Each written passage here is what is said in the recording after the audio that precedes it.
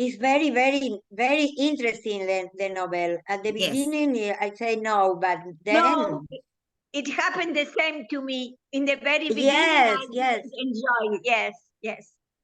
No, but it is interesting, eh? The way it is interesting to see the way in which Dos Passos develops the characters, because they are not Yes, they characters. are not there at the beginning. They start developing little by little, no?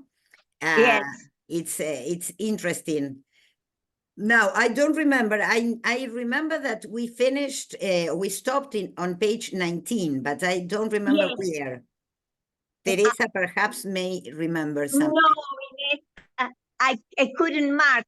Page Okay. 19, no. Okay, okay. Yes, 19 and... well, I was absent, but I think you're right, but who's that? Maybe?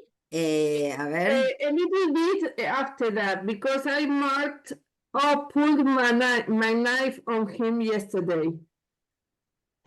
What's the beginning of the paragraph? Which one, Malena? What did you mark? Did you really want to kill him? No. Here, No. yes, now I see it. You really want to kill him, yes. Yes.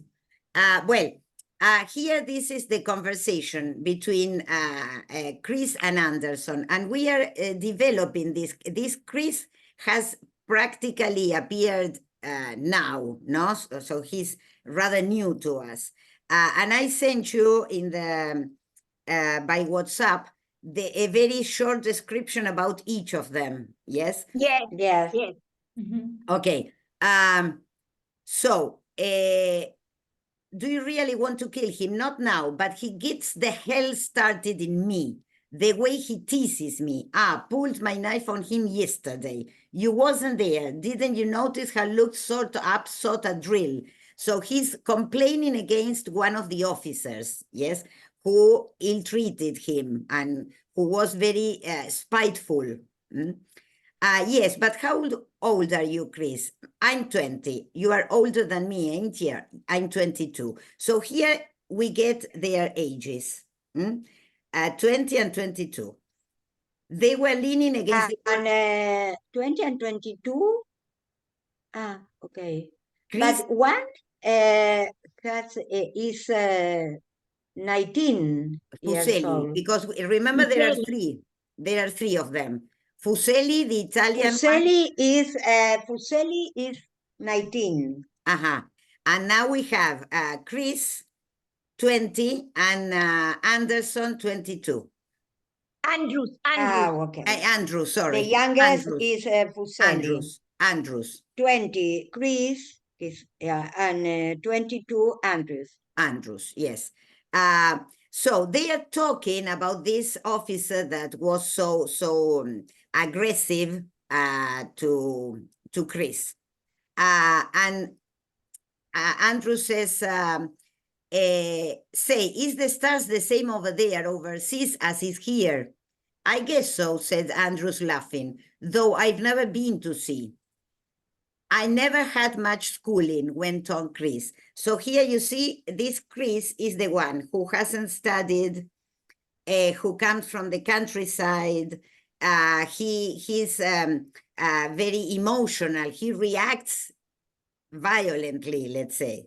And that's why he said, I left school when I was 12 because it weren't much good. And Dad drank, so the folks needed me to work on the farm.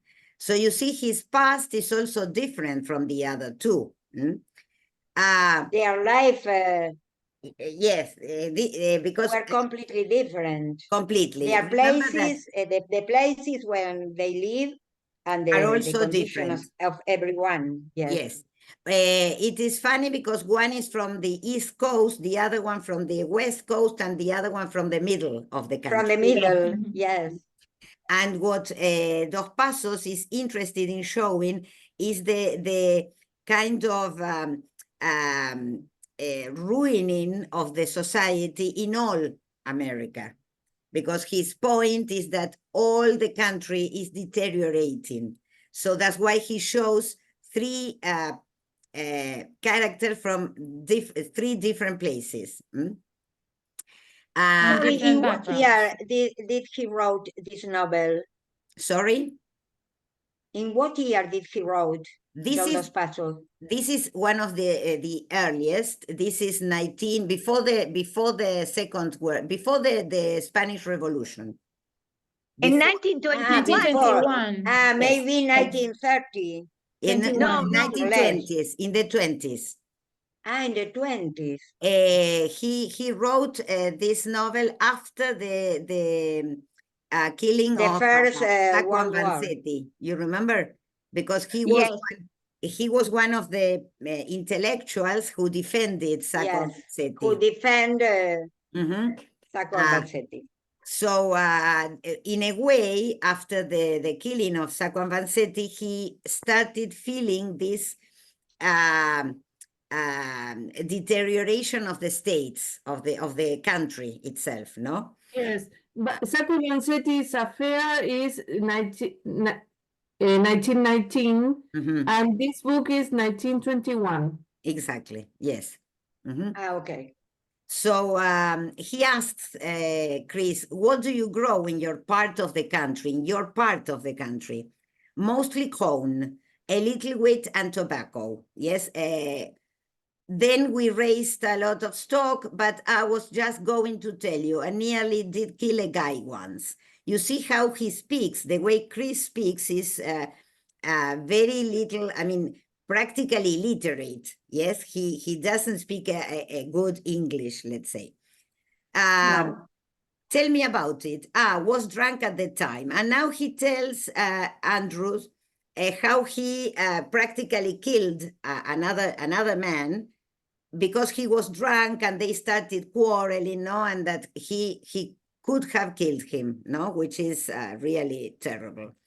But he mentioned this situation as one of the most important things in his life. Yes. So in a way, we see that the character is being described like this, no? What matters in his life, or the only different thing, because he has been working since he was 12.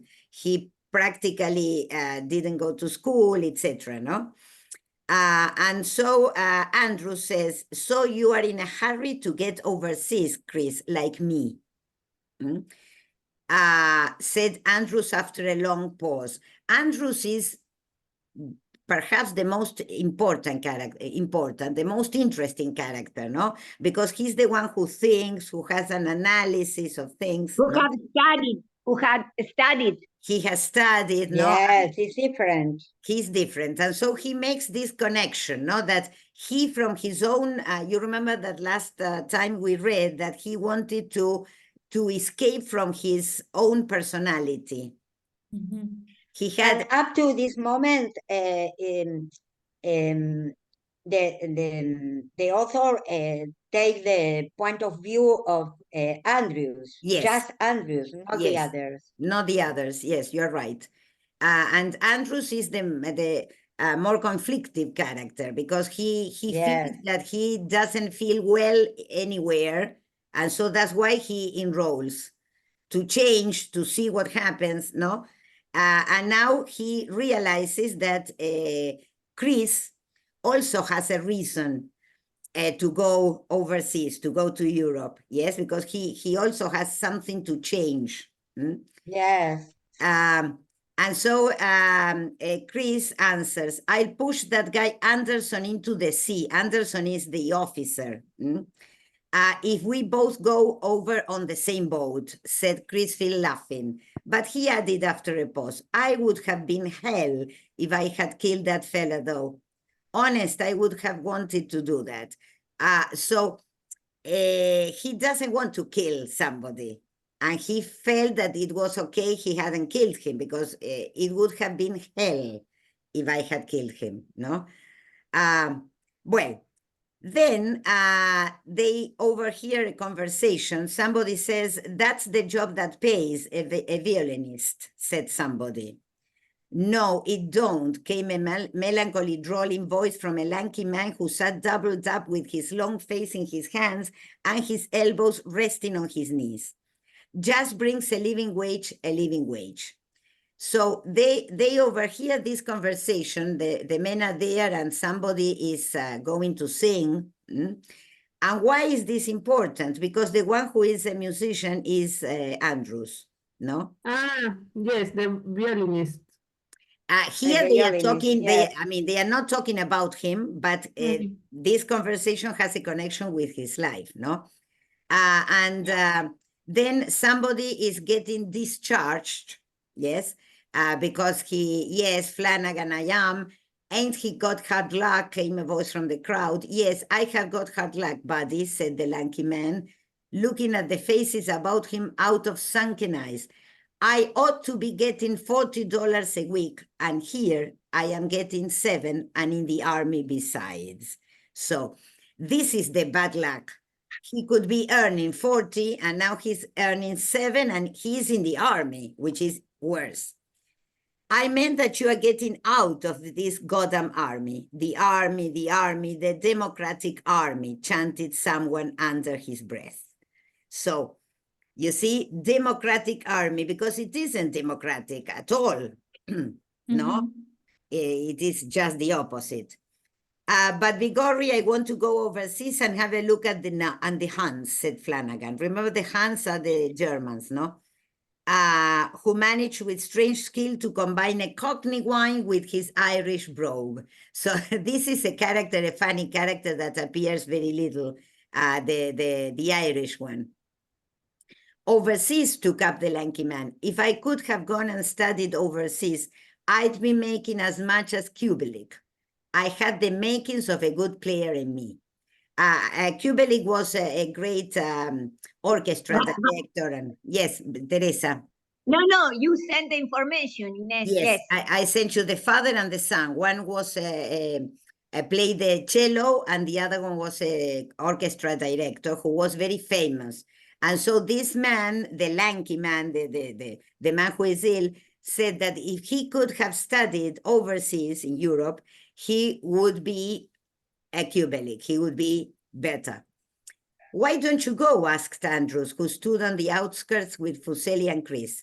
Look at me, TB, said the lanky man. So he's ill. What's TB? Tuberculosis. TB, claro. TB. That's why he is lanky, and that's why they are going to discharge him, because he cannot